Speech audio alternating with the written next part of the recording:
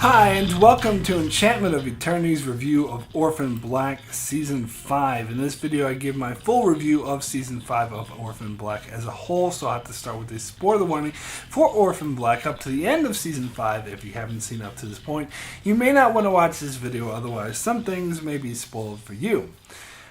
So I loved the first season of Orphan Black, but thought the show went downhill after that. I wasn't the biggest fan of Season 2, and I thought Season 3 was downright awful. Season 4, however, is where the show recovered, with its best season since Season 1. And the way they did this was by simplifying and reconnecting with the show's roots and focusing on what was at the heart of the show, the characters. In Season 2 and Season 3, the story had gotten way too convoluted to the point of almost being unbelievable. However, Season 4 simplified things by starting the story over again, introducing another great character and another Lita clone, MK, who had ties to how the story all began.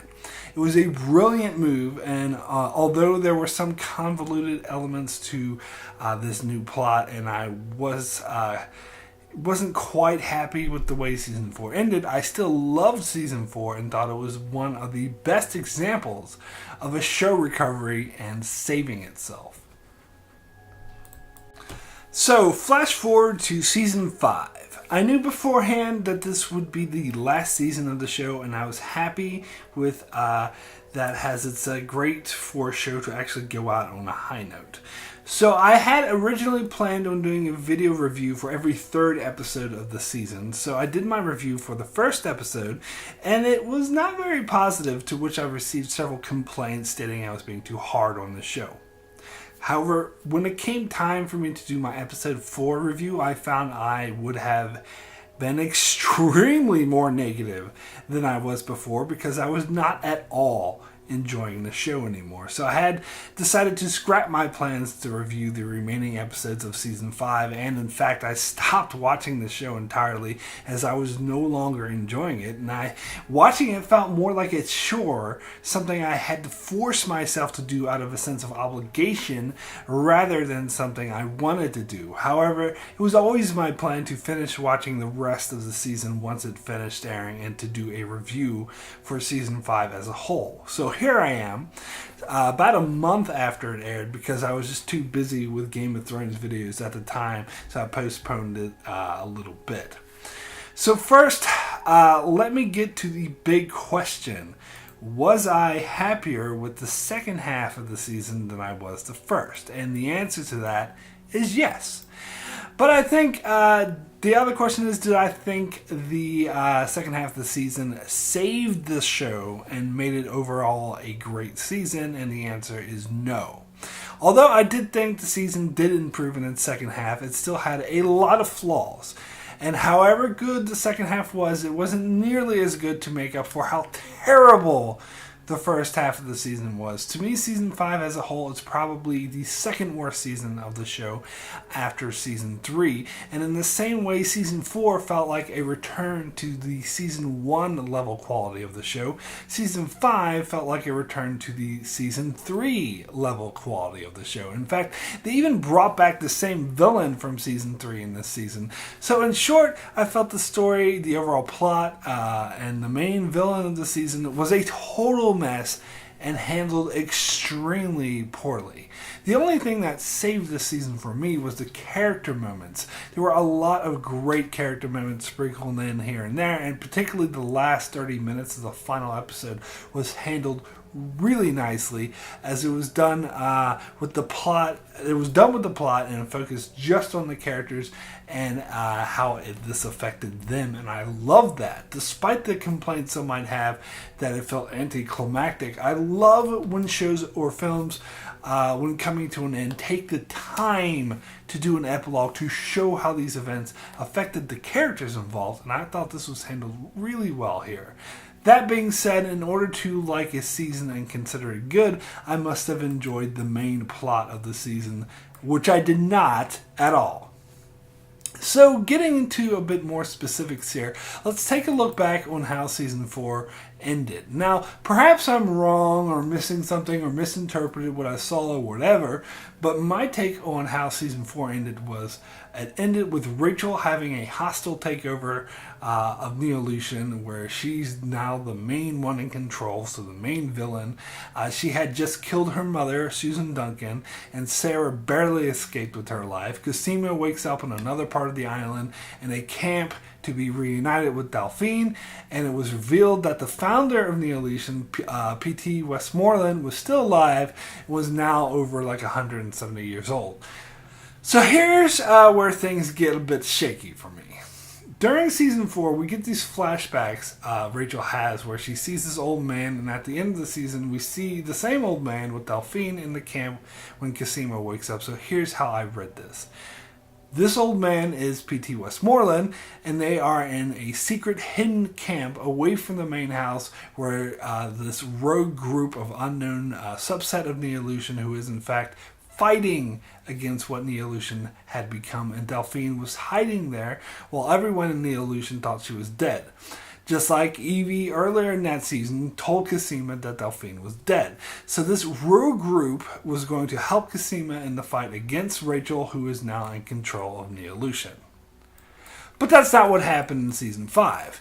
And unless I'm presented with hard evidence, nothing will convince me that this is what they hadn't originally intended the storyline to be, and then they completely changed their minds in between seasons and went off in a totally different direction, a worse direction in my opinion, that doesn't jive with what we got before. So in season 5 we learned that the old guy Rachel was having visions of is not P.T. Westmoreland, but just some lackey for P.T. Westmoreland, and the camp isn't a band of rebels, but just a bunch of weird cult follower that followed P.T.S. Warman.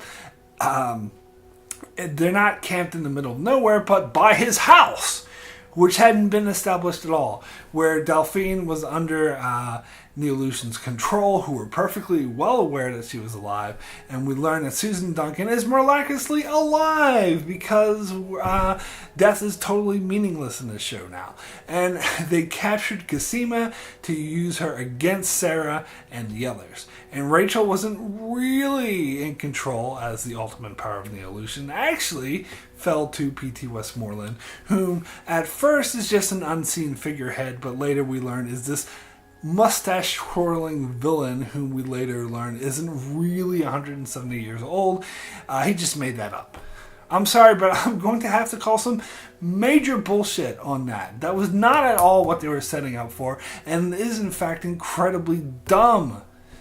So in the first few episodes, I liked the storylines going on with Allison, Helena, and the others in the mainland, but this storyline with Sarah on the island running away from this monster, and Cosima's trapped in this camp of insane cult followers dealing with this incredibly annoying teenager who acted all weird for no good reason, was incredibly annoying, and I did not care for this not one little bit. And on top of that, we had this ridiculous story with the monster in the forest, which was so incredibly hokey and cliche, it was ridiculous. And there's P.T. Westmoreland himself, who I kept expect to say, "It's a fake." That's a DS9 reference if you don't get that. It's the same actor who played Senator Vreenak in one of my all-time favorite Star Trek episodes, In the Pale Moonlight. But neither here nor there. But this character did not work at all. He was just over the top and cheesy, and I was really disappointed with where the show went with this. But oh wait, it gets worse. Let me now get to the moment where I was so outraged it led me to rage quit the show, at least temporarily, and that is their decision to kill off the most interesting character in the show in a half-assed and contrived manner. And I'm referring to the death of MK, or Mika. Now, we weren't introduced to MK until season 4, but that's what made it so maddening that they killed her off before she really got to complete her story. And her storyline was set up for so well in season 4, and instead of following through, which would have been an easy slam dunk for the show, they decided to take this easy win and shit all over it. MK is easily one of my all-time favorite clones, if not my favorite to appear on the show ever. She was sympathetic and powerful, as well as shy, easily affected, and moreover felt an emotional connection to the main characters that she had gained through her backstory with Beth, which was developed so well in Season 4. And honestly, the one thing I was looking forward to seeing the most in Season 5 was to see MK's story completed, because we got to know and care about her in Season 4 as she had a kinship with Beth and was hurt by her death, and she was starting to build a reluctant relationship with Sarah, but she still needed to be brought out of her shell. And on top of that, they introduced the storyline with her being in the advanced stages of the genetic disease that all the other clones have. So they had so much to play with this amazing character who, in my opinion, should have carried the whole season, but instead they killed her off in the second episode of the season, at the very start of the season, in the most meaningless and wasteful manner. I mean, the whole point in which she died was so Sarah could free Kira from Rachel, and yet Kira was being a little brat and was like, no, I want to go back to Rachel. Oh my god, I was so incredibly outraged that for no good reason she wanted to go back to her evil aunt. But more than that, this means that MK died for nothing. I wanted to scream at Kira that somebody died so you could get away, and you just want to throw that away. I know, they killed MK to motivate the characters and to further set up Ferdinand as the big villain. But, okay, first of all, MK was a way better character than simply a motivation for the other characters.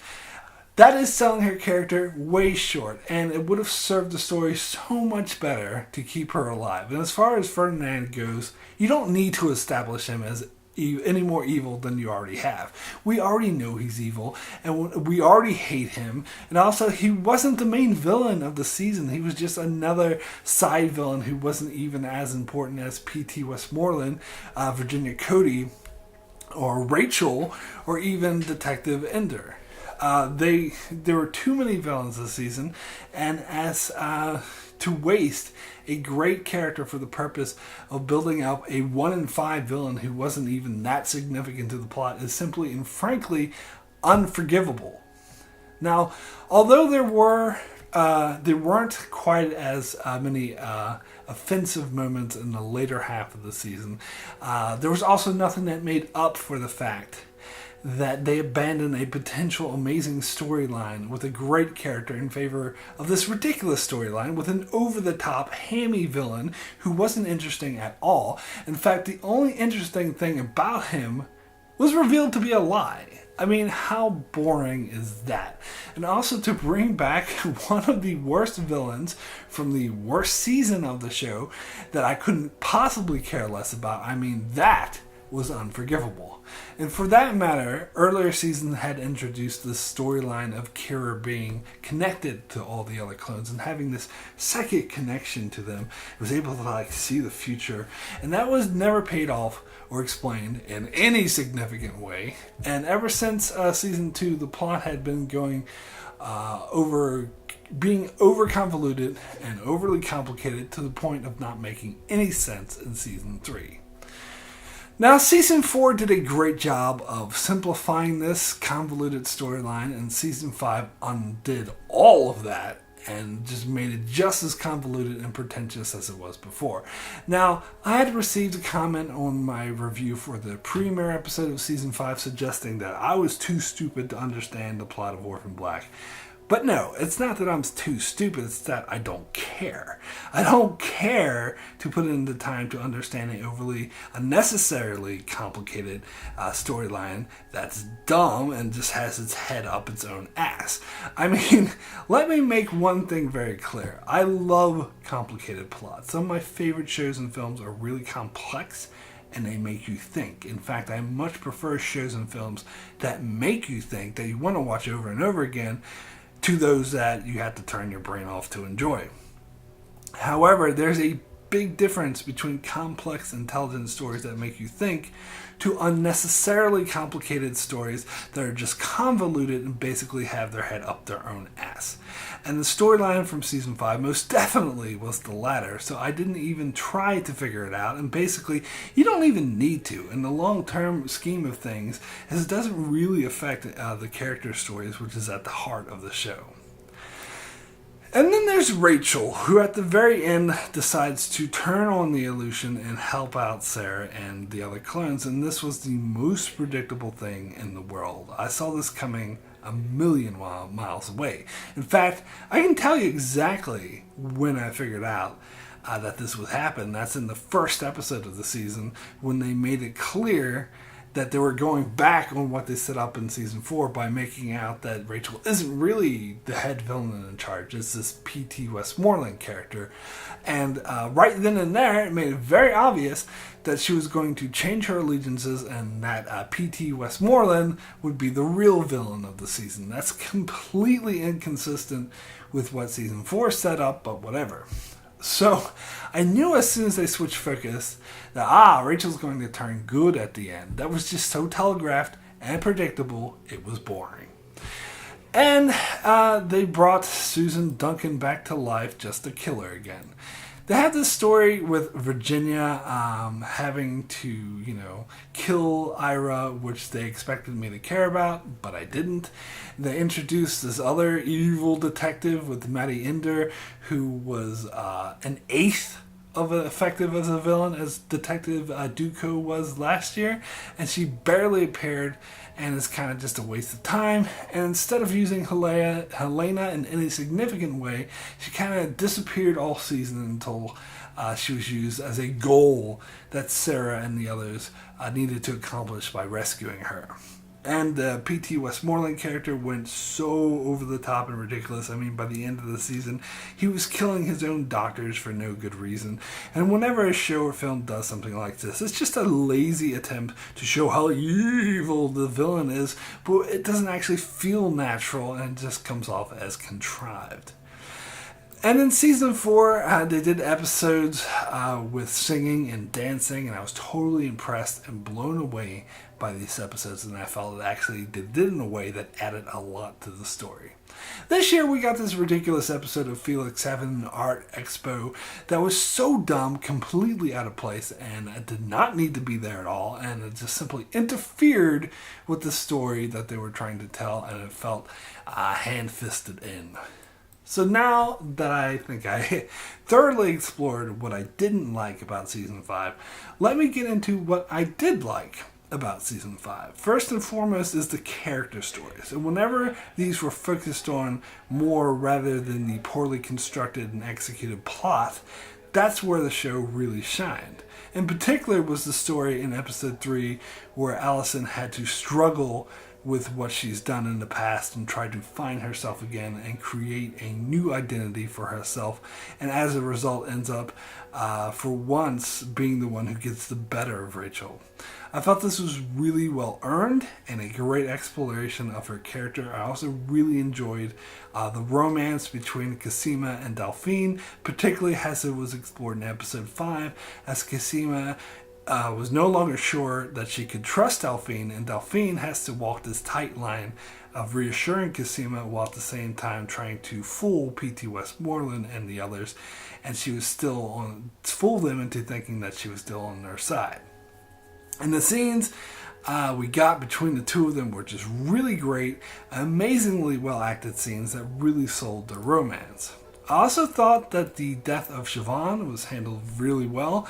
It made sense for the character to go out the way she did, being tricked by Ferdinand, but then getting the better of him, and it makes total sense that she'd be willing to sacrifice herself to protect Sarah and the others. And the aftermath of her death and how it affected Sarah and the others was handled really well. And unlike some of the other characters who died this season, the effect her death had on the characters was totally worth it and added a lot to the story. Also, as I alluded to earlier, I really liked the ending of the final episode that showed the four main clones coming together in solidarity, which is absolutely the note that the show needed to end on.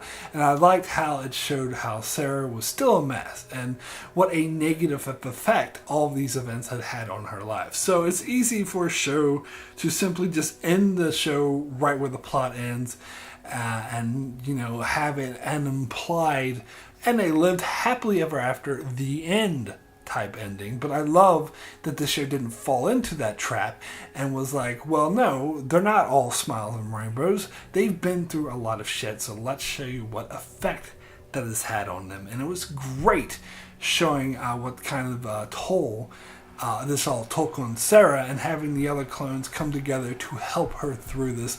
It was a great way to end the show, and I do think a good ending does count for a lot. Also, I was impressed the way the season handles flashbacks. Most other shows tend to poorly mishandle flashbacks. They tend to interfere and detract from the story rather than adding anything to it. I'm looking right at you, Orange is the New Black and Battlestar Galactica. But these flashbacks really enhanced the character stories being told and helped flesh out these characters in new and exciting ways. I particularly like the flashbacks between Cosima and Delphine to when she first found out she was sick. This really helped sell the romance. I like the flashbacks of Helena on how she was raised, and this really helped sell her character more. And I like the flashbacks with Sarah when she was with Siobhan, when Sarah was thinking about getting an abortion. Such a simple story in the face of all the world domination, evil science, but a more human one that got to the heart of the characters. And having the flashbacks of Sarah giving birth to Kira coupled with the present day shots of Helena giving birth was really emotionally effective and a really good decision for the show. And of course, just like in every season, what is always one of the highlights of the show is Tatalana Maslany, who once again proves what an amazing actor she is by giving a slew of amazing performances that is truly unique. No matter how bad the writing is on the show, you can always count on her to deliver a slew of nuanced and amazing performances of multiple characters that are pulled off so well and makes you forget you are watching the same actor perform with herself. That aspect alone makes coming back to watch this show worth it. So my rating for Orphan Black Season 5 as a whole, out of 10, is a 5 average.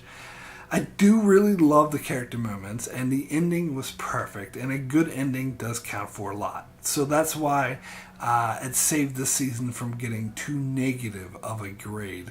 But I'm sorry, in order for a season to be good, it needs to have good character stories and a good plot. And I'm sorry, but the plot this season was horrible. There were so many missteps in this season, none the least being killing potentially one of the best characters in the show and introducing a slew of weak and ridiculous villains with a bunch of weak and ridiculous subplots. Overall, made this a subpar season. I would say is the second worst season of the entire show, and I was highly disappointed after how awesome of an outing Season 4 was.